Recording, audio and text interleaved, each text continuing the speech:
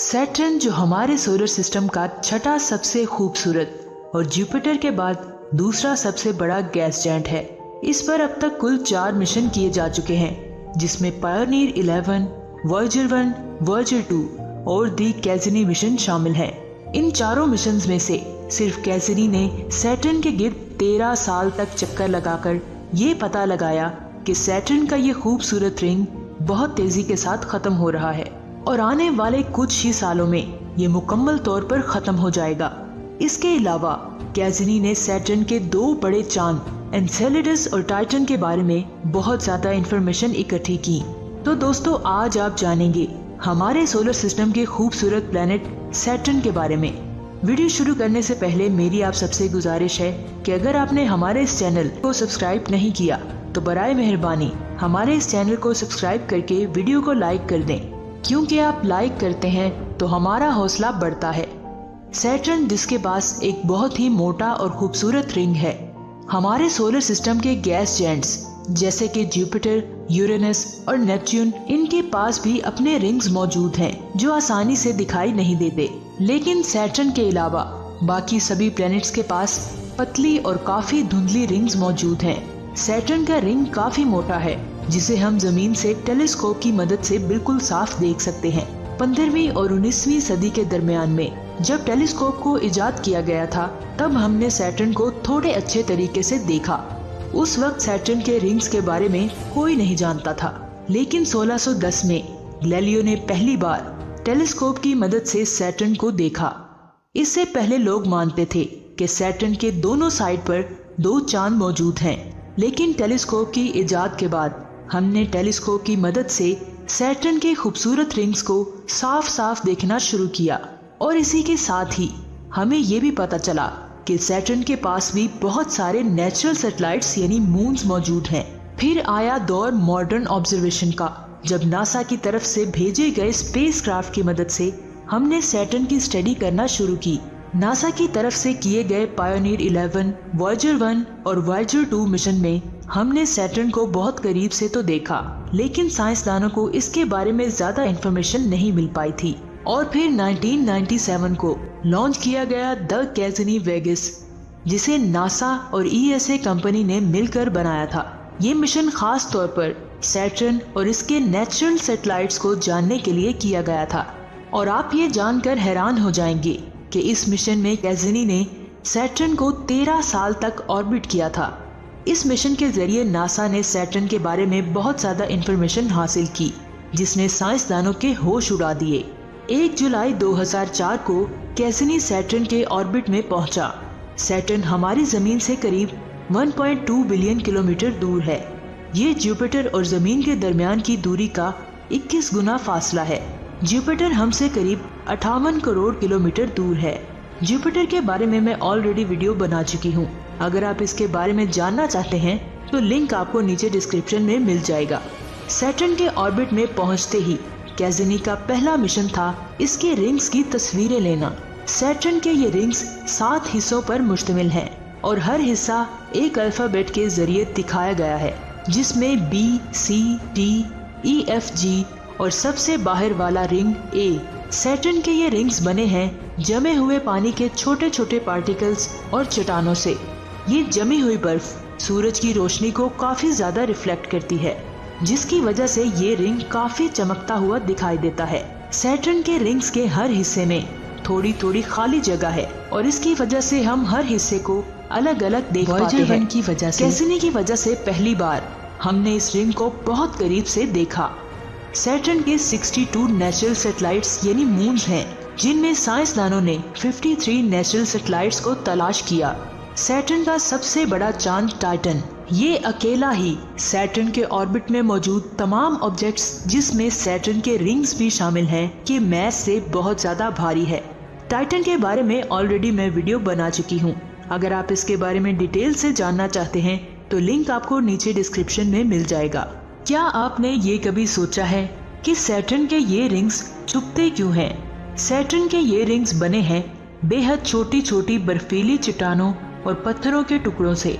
ये टुकड़े किसी भी चांद की तरह सैटर्न के गिर्द घूमते हैं और इसकी वजह से ये पूरी तरह इसके इक्वेटर के चारों तरफ अलाइंड है। लेकिन यहाँ पर एक सवाल पैदा होता है कि सैटर्न के ये रिंग्स कैसे बने थे। ये क्वेश्चन थोड़ा सा कंट्रोवर्शियल है क्योंकि कई साइंसदान इसके बारे में अपनी अलग अलग राय देखते हैं। लेकिन कैसिनी मिशन की वजह से हमें ये पता चला है कि सैटर्न के ये रिंग्स सैटर्न की निस्बत काफी नए हैं। मतलब कैसिनी से मिला हुआ डाटा हमें बताता है कि सैटर्न के ये रिंग्स सैटर्न के बनने से काफी देर बाद बने थे। इसके साथ कैसिनी ने सैटर्न के रिंग्स के बारे में एक बहुत ही बड़ा खुलासा किया था जिसने सबको हैरान कर दिया। कैसिनी ने हमें ये दिखाया कि सैटर्न के रिंग्स बहुत तेजी से खत्म हो रहे हैं क्योंकि सैटर्न के ये रिंग्स बहुत छोटी छोटी बर्फीली चट्टानों से बने हैं। इसीलिए सूरज से आने वाली अल्ट्रावायलेट लाइट्स इन बर्फीली चट्टानों से टकराकर इन्हें वाटर के मॉलिक्यूल्स में बदल देती है। ये बारिश लगातार सैटर्न के गिर्द बरस रही है। इस बारिश को रेम्स रिंग कहा जाता है। जब पहली बार इस बारिश को नासा के वॉयेजर मिशन के दौरान देखा गया था तब साइंसदानों ने ये अंदाजा लगाया था कि इस तरह सैटर्न के ये रिंग्स आने वाले 30 करोड़ सालों में पूरी तरह से खत्म हो जाएंगे। लेकिन कैसिनी के दौरान किए गए ऑब्जर्वेशन में ये पता चला कि ये बारिश नासा के साइंसदानों के अंदाजे से ज्यादा तेज हो रही है और नई इन्फॉर्मेशन से ये साबित हुआ कि ये रिंग्स 10 करोड़ सालों में खत्म हो जाएंगे और उसके बाद सैटर्न जमीन की तरह बिना रिंग के हो जाएगा और तब ये बहुत ज्यादा अजीब दिखाई देगा। लेकिन 10 करोड़ साल का ये अरसा काफी लंबा वक्त है। जब कैसिनी सैटर्न के नॉर्थ पोल के पास गया तो इसे बहुत बड़ा तूफान दिखाई दिया जो बहुत ज्यादा अजीब था और इसे वॉयेजर 1 में भी देखा गया था। ये तब से अब तक बिल्कुल वैसे का वैसा ही था। साइंसदानों के मुताबिक ये एक परमानेंट स्टॉर्म है। सैटर्न के साउथ पोल में भी एक परमानेंट स्टॉर्म है जो देखने में तो अजीब नहीं था लेकिन साइज में बहुत बड़ा है। ये इतना बड़ा है कि इसके अंदर पूरी की पूरी जमीन आराम से फिट हो जाएगी। जैसे कि आपको पता है कि सैटर्न एक गैस जायंट है। जुपिटर की तरह इसका ज्यादातर हिस्सा हाइड्रोजन और हीलियम से बना है। इसका एटमॉस्फेयर बना है 96.3% हाइड्रोजन और 3.2% हीलियम से। सैटर्न साइज में इतना बड़ा है कि इसमें 764 जमीन आसानी से फिट हो जाएगी। लेकिन हैरान करने वाली बात यह है कि इसकी डेंसिटी पानी से भी कम है। इसका मतलब अगर इस प्लेनेट को एक बहुत बड़े समुंदर में बदल दिया जाए तो ये पानी के ऊपर तैरने लगेगा। सैटर्न की एक और हैरान करने वाली बात ये है कि ये दोनों साइड से पतला और चौड़ा है। लेकिन ऐसा क्यों है? सैटर्न अपने साइज की निस्बत काफी लाइट वेट प्लेनेट है और ये बहुत तेजी से घूमता है। इसी वजह से ये दोनों साइड से पतला और चौड़ा प्लेनेट है। इसके तेज घूमने की वजह से यहाँ बहुत तेज तूफान आते हैं जो जुपिटर में आने वाले तूफानों से काफी ज्यादा तेज और साइज में बड़े हैं। इस बात ने साइंसदानों को बहुत ज्यादा हैरान कर दिया कि आखिर ऐसा कैसे हो सकता है, क्योंकि सैटर्न सूरज से जुपिटर के मुकाबले में 2 गुना दूरी पर है, जिसकी वजह से यहाँ सूरज की रोशनी बहुत ही कम पहुँच पाती है। क्योंकि सूरज की गर्मी ही जुपिटर के बहुत तेज तूफानों को चलाती है।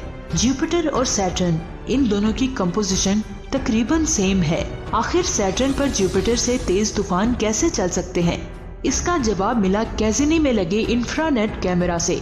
हमने सैटर्न से निकलने वाली गर्मी को देखा तो इससे हमें पता चला कि सैटर्न से निकलने वाली गर्मी इस पर पड़ने वाली सूरज की गर्मी से 2 गुना ज्यादा थी और इसी गर्मी की वजह से सैटर्न पर बहुत ज्यादा तेज तूफान आते हैं। साइंसदान सैटर्न के बारे में जितना जान रहे थे उनकी दिलचस्पी उतनी ज्यादा बढ़ रही थी। सैटर्न के पास एक लिक्विड कोर है जो कि मैग्नेटोस्फीयर की वजह से बनती है, लेकिन सैटर्न का मैग्नेटिक फील्ड जुपिटर की निस्बत बहुत ज्यादा छोटा है और हमारी जमीन के मैग्नेटिक फील्ड से थोड़ा कमजोर भी है। लेकिन सैटर्न में जो सबसे अजीब चीज है वो है इसका इंटीरियर। इसका इंटीरियर भी जुपिटर की तरह है। जैसे जैसे आप जुपिटर के अंदर जाएंगे इसकी गर्मी और एटमॉस्फेयर का दबाव बढ़ता जाएगा। इसका टेम्परेचर 11,700 डिग्री सेल्सियस तक जा चुका है, जो कि सूरज की सतह के टेम्परेचर से 2 गुना ज्यादा है। सैटर्न जो सूरज से करीब 1.3 बिलियन किलोमीटर की दूरी पर है, इसका औसतन टेम्परेचर करीब -170 डिग्री सेंटीग्रेड है और वहीं इसका अंदरूनी टेम्परेचर इतना ज्यादा है तो आप ये सोच सकते हैं कि इसके अंदर का प्रेशर कितना ज्यादा है जो इतनी गर्मी पैदा करता है, जिसकी वजह से सैटर्न पर बहुत ही तेज और बहुत ही खतरनाक तूफान आते हैं। तो दोस्तों, आज की वीडियो आपको कैसी लगी? नीचे कमेंट्स पर अपनी कीमती राय से जरूर आगाह कीजिएगा। और स्पेस से रिलेटेड आप कौन सी वीडियो देखना चाहते हैं, नीचे कमेंट्स करके जरूर बताइएगा। ऐसी मजीद अमेजिंग और इन्फॉर्मेटिव वीडियोस देखने के लिए हमारे इस चैनल को सब्सक्राइब कर लें और बेल आइकन को जरूर प्रेस कीजिएगा ताकि नई आने वाली वीडियोस के नोटिफिकेशन आपको मिलते रहें। अपना बहुत सारा ख्याल रखिएगा। अल्लाह हाफिज।